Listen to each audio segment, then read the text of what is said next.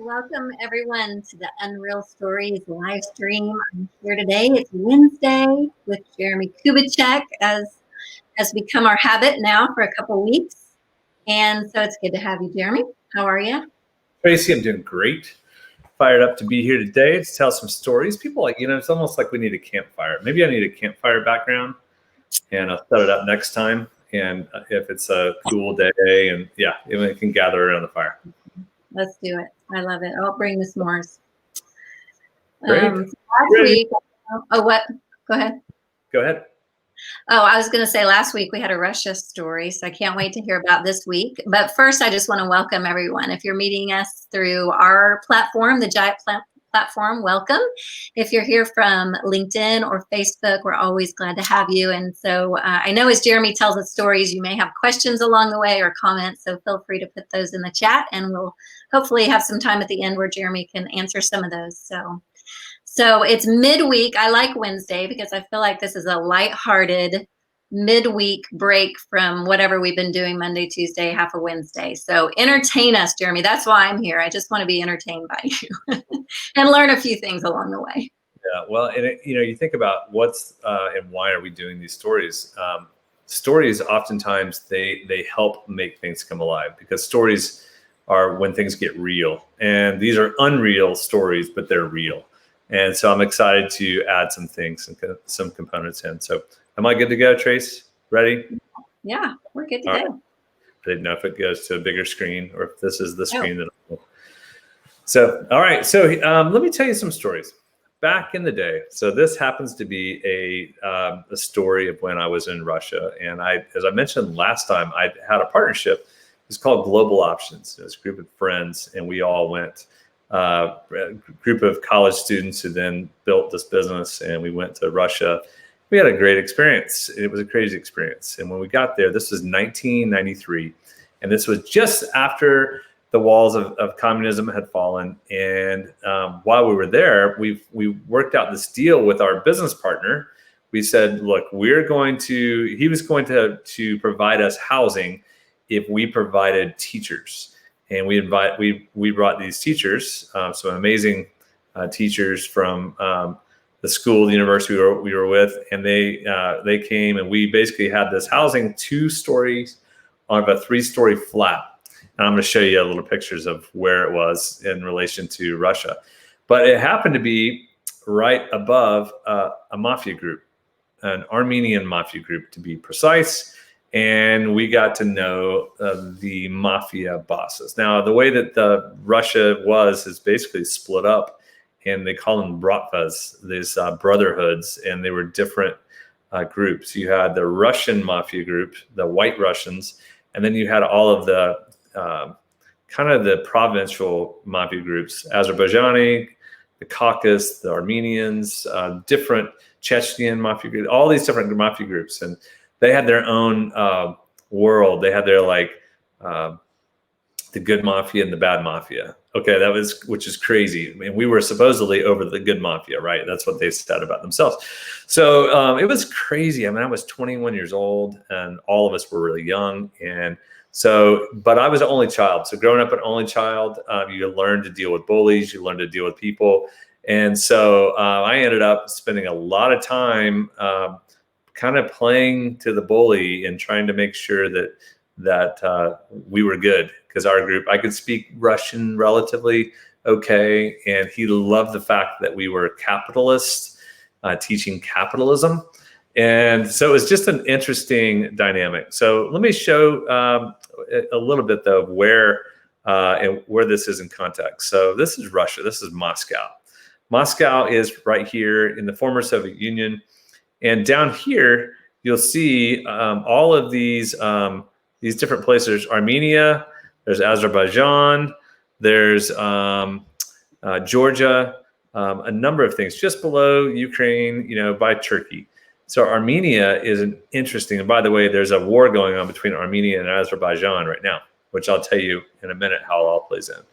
So we lived, and we started, while I was there, the Moscow Economic School. This is what it looks like now. It doesn't look like that at all when we were building it. We actually lived right here in this little area right here. This was the Russian White House, and this was the U.S. Embassy, just to give you context of how it all plays together. And we lived in this little building right here, 9 Krasnopresskaya. Krasnopresskaya. And the zoo was right here, but we were in a very influential area, and we built this. And so the Mafia, Andik and his crew were on the first floor. We were on the second and third floor.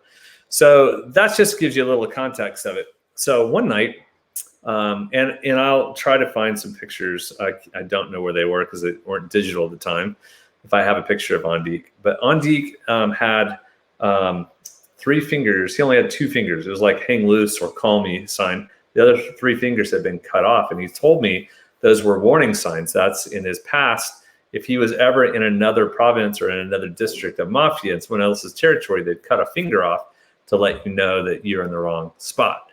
So he had done that 3 times, or got caught 3 times, to say the least. So Andik was an interesting character. So he spent down, Bob, I'll tell that story another time. Andik's hotel, that's another one.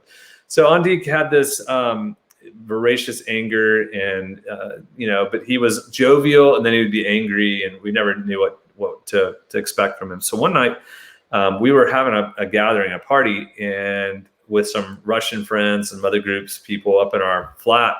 And Andik runs into my room, and he, because I had kind of been dealing with him and translating for him, he would always come and find me. So he ran right into my room, closed the door. He's got a gun. I'm like, what are you doing? Andik, like, что это? Как жизнь? Like, what's going on here? And we look out my window, and 2 Mercedes just pulled up. And he had snuck out just in time. And there are bars in the windows downstairs. And this is just like a James Bond movie. And Andik basically starts, telling me to shush. And then he looks down, and all of these guys, like 4 guys out of each car, get out. 8 guys get out of the car, and it's snowing outside. It's at night. The lights on the car. It truly is like a movie. And I look down, and they all have guns. Some of them have pistols. Some of them had an Uzi. Some of them have Kalashnikov. It was a crazy, and there was about to be a gun battle. And I'm thinking, we're here, Andik, you're in my room. All of our friends are here. What are you doing? So he takes out a lighter, and he lights it like this. And when he does, he lights it, and then I start seeing from the tree, from the dumpster, all these other lighters. And what had happened is he got his guys out just in time. And what happened was there was going to be a double ambush. They had gotten ambushed, so they gotten out just in time and surrounded the other guys. And there was about to be a gun battle. If they had shot, or if they had provoked any further, there would have been. But what happened is they realized that no one was home. They couldn't get in. There was no lights. So they all got back in their car, and they drove off. Now, later, we would meet those guys again. And so that all happened in my bedroom with Andik with a pistol at my window and a lighter, and he was about to be a part of the gun battle. So, I scolded him. I was like, never do that again. Never come up here. You're not welcome. I was kind of playing that part, and he was looking at me, kind of a scout. And things turned south after that point in time. The relationship was decent, but it turned south after that. So I ended up about, 3 days later, 4 days later, everyone on our team, most everyone went home for Christmas. There was a couple of couples that were down the second floor. I was single at the time. It was me. I was the only one on our floor except for one intern, because we had some work on this business project we had, and his name was Mark, and Mark came in, and it was his first day there. And so he's coming in, and it's snowing outside, and it's really festive and all that. And, we're just hanging out. And then all of a sudden, about 10 o'clock, we get a rap on the door, and I open it and look, and it's Emma. Well, Emma was Andik's mistress. We thought it was his wife, but we found out later it was a mistress. And she was probably 50, 55 maybe. And she had been beat to a pulp. And she basically had been beat with a baseball bat. And she said, Andik is killing me tonight. Like, what? He will kill me. Help me. Please, Jeremie, help me. And in my mind, I'm like, well, you do what you do. You're like, yeah, come on. And I pulled her in, and I go, Mark, go clean her up. And I locked the door. Mark's helping her. And all of a sudden we look and trying to get the story, and we could hear guys coming up. So we went and hid Emma on one side, on the girls' side of our flat. It was a really big flat. And we hid her in some bedrooms over there in a bedroom. And I got another knock on the door. I opened the door, and it was two of his thugs. And what they do in the mafia world, they had two, they call them two spies. The two spies are like soldiers. They always have the guns, and they're the thugs that they keep everyone in line, and they're kind of his henchmen, if you will. One had a flat top. One was his son, Sasha. And I know him. And so I opened the door and I'm like, what do you guys want? What? And they're like, is Emma here? I'm like, no, why would Emma be here? And I'm speaking in Russian. I'm like, no, this is so silly. So they basically go, no, she's in here. I'm like, what? She's not in here. You want to come look? And I led them into the guy's side, my bedroom, where all the lights were, and we had turned the lights off of everything else. And I showed them, I'm like, no. So, and then they left. And then they came back maybe 30 minutes later, and they knocked on the door and I go, guys, you're killing me. What? Well, we had hid Emma back on the guy's side and turned the lights off there and left the lights on the girl's side. And they go, we want to see that side. I'm like, okay. So we went and showed them that side. And they weren't the smartest guys in the world in that regard. And they then go, okay. And then they left. Then they come back again, and I stood out with them, and they go, Andik won't let us come back in their flat until we've searched the entire flat. And I go, it's not going to happen. She's not here. So again, she goes back. The whole time Mark is in there, and we're freaking out, and we're hiding Emma. We dressed her up in my clothes, and I ended up working with just trying to keep the peace, figure out our game plan. And I was like, we don't have another choice. We tried to get sheets and try to see if we could get her to climb out the window. There was no exit, but she wasn't going to make it. She would have fallen 3 stories and gotten really hurt. That wasn't an option. There was only one entrance, and they saw that there was no footpaths out. So they assumed that she was upstairs. So long story short, Andik comes up with a baseball bat, and he's trying to break into our bedroom, our flat. And Mark looks through the keyhole as soon as he hit the door, and Mark's freaking out. And he naturally, first day there, he goes on. We had just gotten an email to show you how old we are. And Mark starts hammering out email like, dear mom, I love you. I know, kind of his last rites. And in my mind, I was like, if we get caught, we are pistol whipped, we are killed or beaten up severely in this car. And then they're going to kill Emma. And then that would have we'd have to move. So it was a fast decision. Well, anyway, Andik hits, and then he leaves, and he was drunk by that point in time, but he sends his guys up one more time to search the entire house. So I said, okay, Mark, show him every single nook and cranny, show him every room. So I put Emma in the bathroom. I hid her behind the washing machine. And I end up getting into into the shower. I stripped down to my boxers, and I got all wet as if I had taken a shower. They look and see the entire, bedroom and all the flat. And there's a lot of flats, a lot of bedrooms. It was quite large. They saw it all, and then I could hear them go, "Who's in there? What's in there?" And I just had this rage in me. And it comes to a tool I'm going to share with you in a minute. But it was this rage of like, are you kidding me?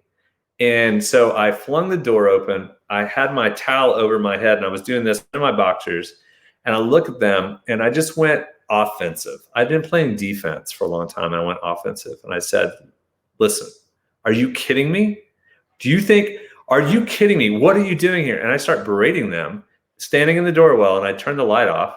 And I go, do you think Emma's in here? Do you want to check my boxers? And I start pulling my boxers down as if they want to check. And they're like, no. And I'm like, get out of here, get. And they left. And as soon as they left, that was the last we had seen of them.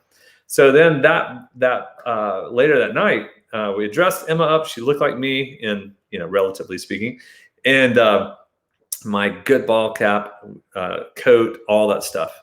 And we said, Emma, you have to leave here. And she was so afraid. So it was about 2 a.m. she was going to leave because they were passed out drunk. So she was going to leave and go down the stairwell and then exit. At about 5 a.m., I woke up and she's still not there. She still hadn't left. She was still there. I'm like, you have to go now. So she did. She left. She had courage and she made it. And about a week, 2 weeks later, maybe, there was just a big skirmish and a big gun battle.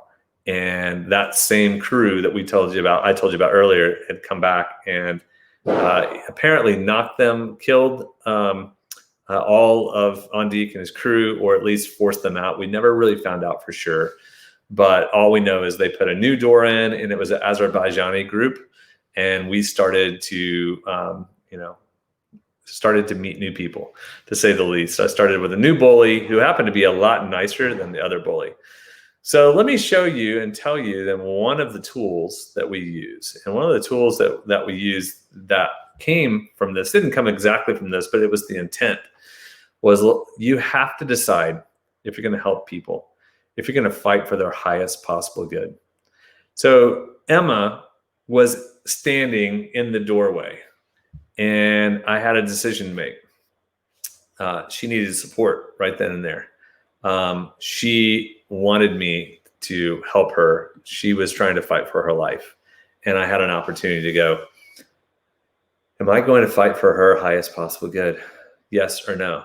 And in the instant decision, we said yes, and just made it happen. And then there's consequences once you decide that.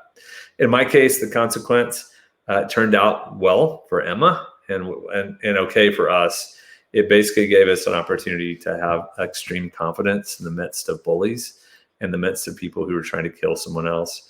They thought that Emma had set them up for an ambush, they told me. She swore that she didn't. She goes, I would never do that. I don't think that she did. I think that was the rational decision. And nonetheless, that Mafia group got taken out by another Mafia group. And then we lived to tell the story. But this is an unreal story. It's if you like this story, it's Leadership is Dead, or Making Your Leadership Come Alive is the book that it comes from. You can read more on that.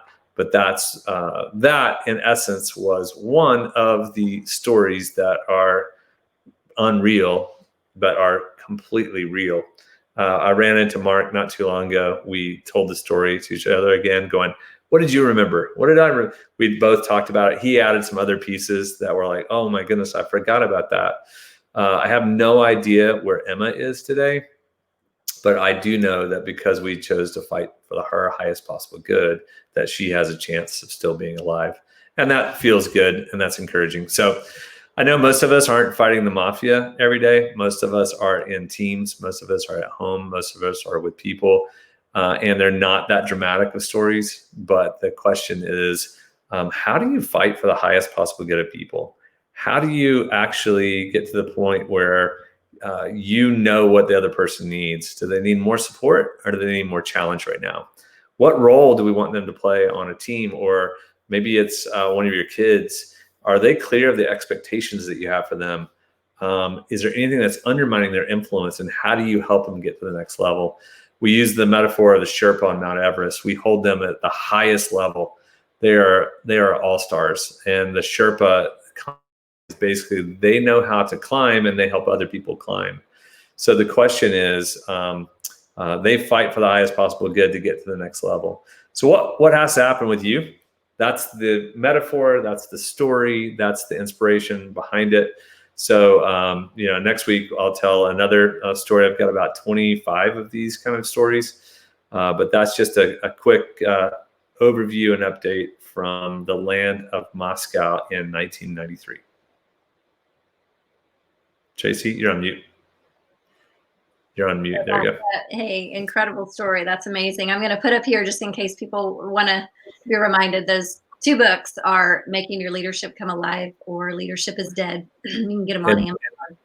And to clarify, Making Your Leadership Come Alive is the updated version of Leadership is Dead. So just so everyone knows, you don't have to buy two books. So yeah.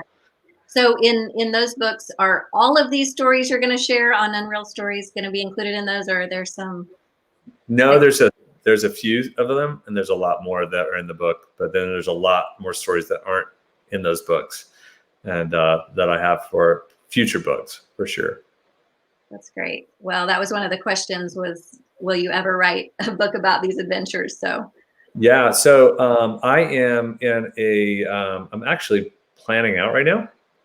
I'd like to write a book of just stories for the beach. And most of them I'll share with you guys, so you'll get them, but I'll go into greater depth in the book. But I would love to be able to do that. And I think that's probably a hobby, probably for the next 2 years or so. cool. Very fun. Awesome. Well, exciting. Do you want to give us a sneak peek into next week, or is it a surprise? I'm deciding because of the hurricane that hit Cancun today. I may tell the hurricane story next week. I might go with Bob's. Andik took us on a ride through Moscow and showed us how the Mafia system worked. That's another story with Bob Dowdy, who's and then I've got several. I'm just kind of deciding how I feel that day. Wow. Okay, we'll be on the edge of our seat. Awesome. Yeah. Thanks, Tracy. Yeah, thanks everyone. And again, just a reminder, if you're watching on Facebook or LinkedIn and you don't have a free Giant account, you can just sign up for one at giant.tv/free account. And that way you can get all of our content that's on there for free. So lots of good stuff on there. So thanks again, Jeremie. We'll see you next week. Cheers. See ya.